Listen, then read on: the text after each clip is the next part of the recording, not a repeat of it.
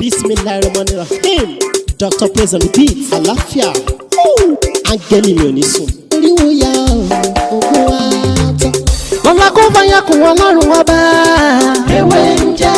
Lọ́la kó bá yà kún Ọlọ́run ọba. Ewé ń jẹ́. Ewé á jẹ́.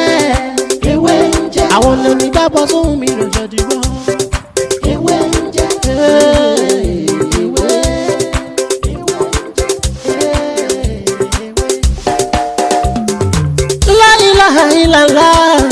Alawalu, alakiru, asọhiru, abatinu, Ọlọ́run ọba. Ìwọ ló pamọ́, ìwọ ló fara jáde.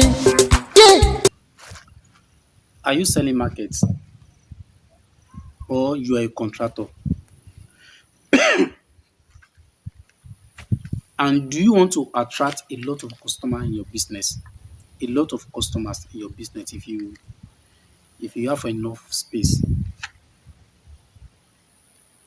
Or if you are selling something and you want to attract a lot of customers. This is Ewé Ajeobale, Ewé Ajeobale, Ewé Ajeobale, and this is Ewé Ijinwini. Ewé Ijinwini. I don't really know the botanical name of this leaf, but this is called Ewé Ijinwini in Yoruba language. Ewé Ijinwini, Ijinwini. You see, when you combine these two leaves together, it's very powerful and effective. It will make people to love you, to attract more customers in your business. Welcome back to my channel. My name is Dr. Muti Olatiboye, also known as Baba Ewenje. If you are new to this channel, please consider subscribing to my channel. Make sure that you turn on the notification bell, so whenever I upload to this channel, you'll be the first person to watch it. Like you see from the topic, these two leaves, they are very powerful when you combine them together. It will make people to love you and attract more customers in your business. Yes. When you add this tea together and you add it to your cream and you apply it all over your body, it will make people like, if you are a woman that you are looking for a husband, please use it. If you are also a man that's looking for a wife, you can also use it. But the most important of this combination is for those who are selling markets and you want to attract a lot of customers in your business. Please just try this leaf. Just try this leaf. If you need more of my videos, please, you are free to go back to my previous video and you will see a lot of videos there that can help your spiritual life. Here on this channel, I do share tips on spiritual, and we also talk about astrology and numerology and some other things like that. Today, I want to explain how to use Ewé Ijinwini and Ewé Ajeobale, just like that. How to use it to attract more customers or to attract a particular person. So how to use it. To those who does not understand Yoruba language, please bear with me.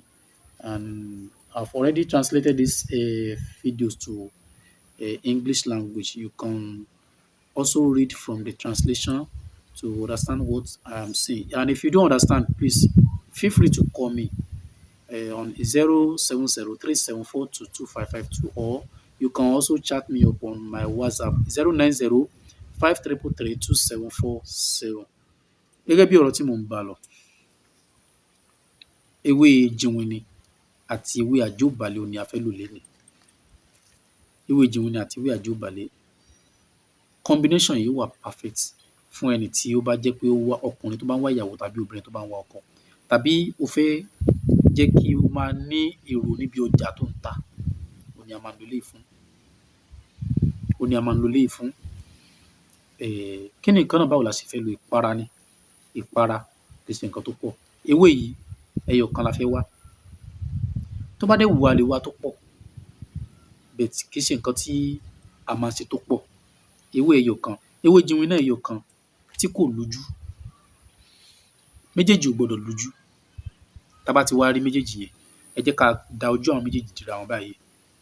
Bí mo ṣe da ojú wọn dìra wọn báyìí, excuse me, a máa da ojú àwọn méjèèjì, a máa dà dira wọn báyìí. Tá bá ti dà dira wọn, ẹ jẹ́ ká gbé sórí ọlọ ká wá lọ kúnkúnná. Ẹ jẹ́ ká fi iyọ̀ síbẹ̀ díẹ̀ sí ká lọ kúnkúnná. Ṣá ti ṣe bẹ́ẹ̀, ẹ jẹ́ ká dà sínú cream wa. Tá bá ti dà sínú cream, ẹ jẹ́ ká fi lọ́fíńdà tó bá wù wá olóòórùn dídùn kan, ẹ jẹ́ ká tú sí ká pò pọ̀. Ẹ jẹ́ ká máa fi para. Ẹ jẹ́ ká máa fi para.